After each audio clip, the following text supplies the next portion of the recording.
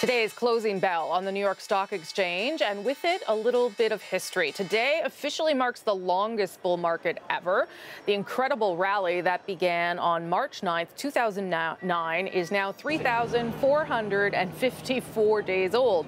That's longer than the great run of the Roaring 20s. It's longer even than the massive boom of the 1990s. So, how on earth did we get here, and will it last? We asked Peter Armstrong to try and put the phenomenon into perspective. Peter.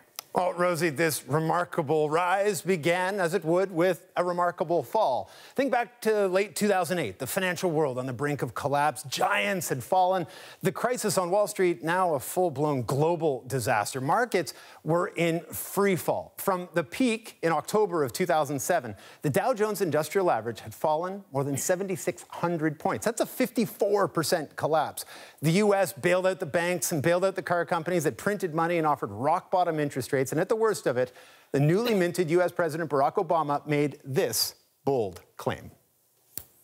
Buying stocks is a potentially good deal if you've got a long-term perspective on it. Then, March 9th, 2009, the bleeding finally stopped. The long, slow climb began. It's been 9 years, 5 months, and now 13 days, making this the longest bull market in history.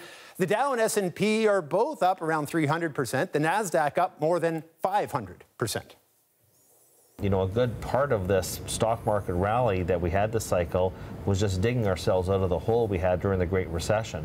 The past few years, of course, has been gravy as we've made new highs. So if cheap money started the recovery, Donald Trump's tax cuts were like rocket fuel for stock prices. And let's pull that chart up again. Right there, that's when Trump took office with his promise of tax cuts and infrastructure spending. And sure, investors cheered, but all that cheap money meant companies didn't have to invest in jobs and workers. That has also hampered productivity and hampered wage growth. So if you own assets, it's great. But if you're just in a normal income-paying job and you don't own assets, then perhaps actually this stock market rally has come at your expense. So how much longer will this bull market run? Remember, it takes a 20% decline for a bull market to turn into a bear. And what usually ends bull markets and economic cycles in two words are interest rates. And it won't be different this time around. And anyone with a variable rate mortgage, Rosie, already knows those rates are now going up.